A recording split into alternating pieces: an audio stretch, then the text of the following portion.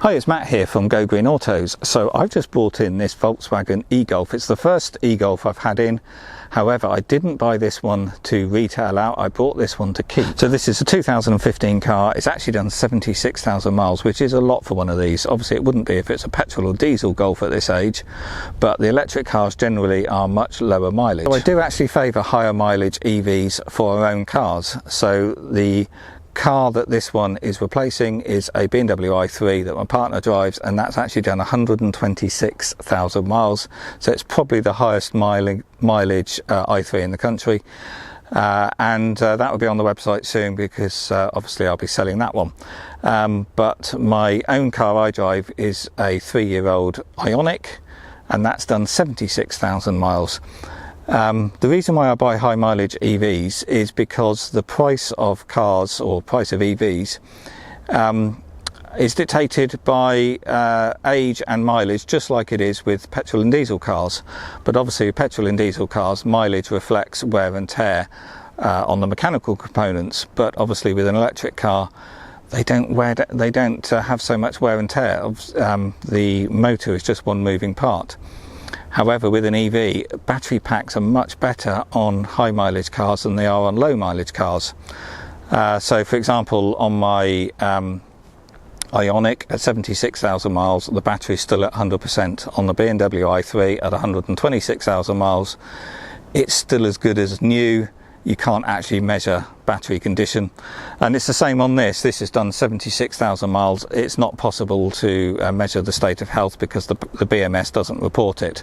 However, as we'll see in a minute, the range on this is absolutely no different and hasn't deteriorated at all. The reason for making this video is show you how well this e-Golf has done that mileage and what the wear and tear is like. Suspension wise, all perfectly fine. There's no knocking or any wear or any noticeable wear yet, and apart from a bit of visual wear and tear, we've got a bit of curbing on the wheels and a few minor scratches in the paint.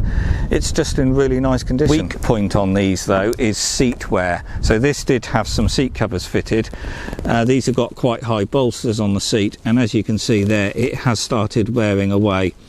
The foam is fine underneath, but the fabric has started wearing, so I am going to have to retrim this driver's seat, but all the other seats are fine, and actually the bolsters on the driver's seat perfectly fine as well. So what everyone's going to want to know is what the battery state of health is like. But the reality is the battery packs in EVs will more than last the life of the vehicle. And the reality is high mileage cars have better battery packs than low mileage cars. So batteries do deteriorate. They will lose a little bit of capacity every year, but the majority of degradation on a battery pack happens when the battery is left at 100% and not drained, therefore the car's not used. And that's typically what you would get on high mileage cars. They get plugged in at night, charged to 100%, and maybe don't get used the next day. Whereas a high mileage car has probably been used every single day for commuting, and the battery gets cycled, and that's what they like.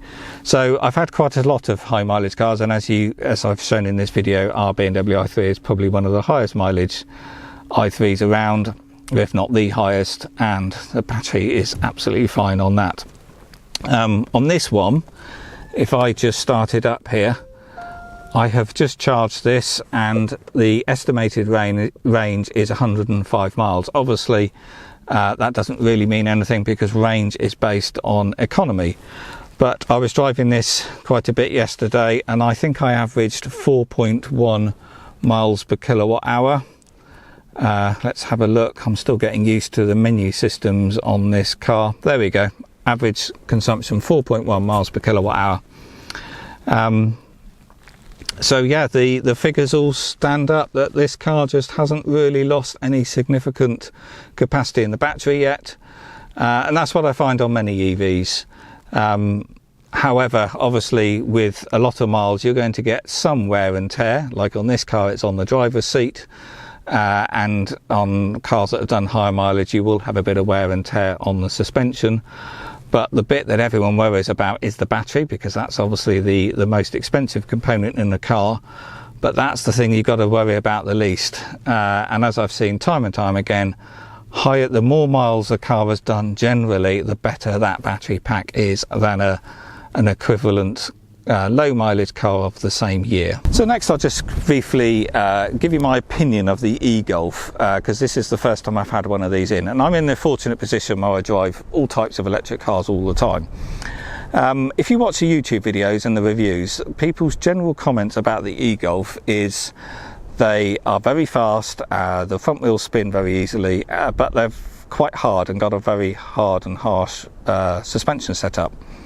However, I found none of those true, really. True, the wheels do spin easily if you stick your foot down, but I think a lot of the viewers are coming into an EV for the first time, and all electric cars are fast, will feel fast, because you've got instant torque, and that sort of 0 to 30 is very quick. 0 to 60 is about the same as a reasonably performance petrol or diesel.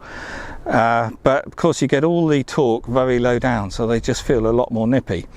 But this isn't hugely fast. It's good enough, of course, and it's fun, but my Ioniq, which if you watch the reviews, people generally say those are pretty slow.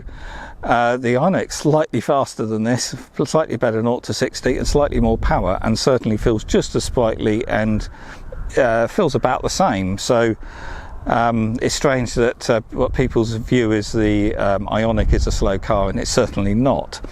And as far as suspension setup, I haven't found this hard at all. It's a little bit harder than some of the others, but certainly a BMW i3 is much harder suspension and a more uncomfortable ride.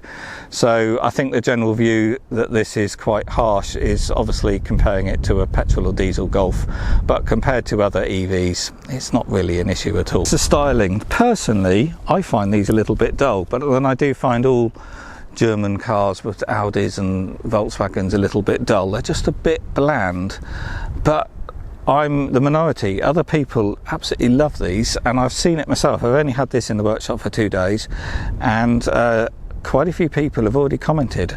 I know we're in lockdown, but I've got the doors open and people are walking past, and I've had many comments saying, "Oh, nice car, mate."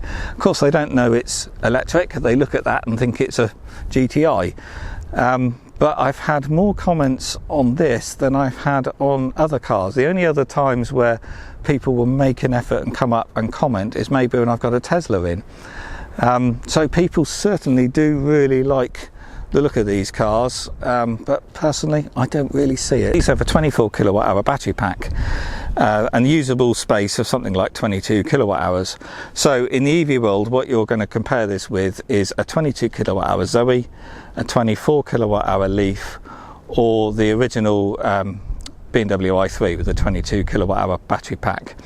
And actually the i3 is going to be its direct competitor, because they're both a premium brand, similar sort of build quality and feel, and that's indeed what Mel is coming from and swapping into this. And price wise, these do sit very much in the same price band as a BMW i3. Obviously Zoes are quite a bit cheaper, but majority of 22 kilowatt hour Zoes have leased battery packs. Leafs are probably the cheapest of the bunch, but this car's worth about with this mileage, it's worth about £12,250, which is about the same as what a BMW i3 would be worth. Out of the two, personally, I think I would probably stick with the i3. I think the i3 is just a clever design. It's obviously a carbon fibre body, and it's just the i3 shouts, "I'm an electric car," whereas this doesn't, but maybe that's what people like. Most people would look at that and just wouldn't know that was electric. The only sign that that's electric really is the different flat alloy wheels. But obviously, as I said, Volkswagen Golfs have a bit of credibility to them and a bit of desirability that other cars just don't have. But I think the BMW i3 does as well. Charging speeds on these aren't great. That's one thing that's not particularly good about them. So it's got a Type 2 AC charging port, and it charges at 3.5 kilowatts, which for us is perfectly fine, because all the charging is going to be at night, and whether it's a 3 kilowatt or 7 kilowatt doesn't make a scrap of difference, because it will always be charged by the morning. But other electric vehicles at this age all have 7 kilowatt chargers, so I just don't know why they didn't make it 7 kilowatt as standard. And the CCS connector here I think is at 40 or 46 kilowatt, I can't quite remember, which is fine, but it's not quite at the 50 kilowatt that the charger you're going to plug into can support. But the thing I do like is you've got switches here that you can override your charge timer, and that just makes so much more sense that it's put in the charge port.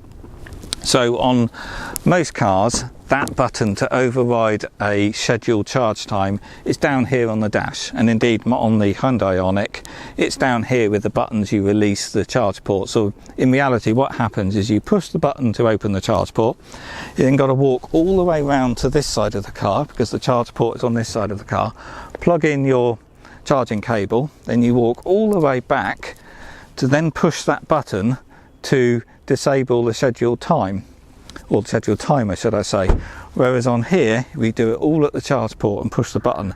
So that just makes so much more sense, but I've never seen this arrangement in other electric cars. We'll probably run this car for 6 months or so, it depends what comes up in the future. Obviously because I retail electric cars, I'm in that fortunate position where I can swap and change the cars as much as I like. So sometime next week I'll be making some videos of our BMW i3, and that will be up on the site soon for sale. So if you've liked this video, please do click the thumbs up button on YouTube. That really does help other people find the channel. And subscribe and hit that like button if you want to see more EV related videos.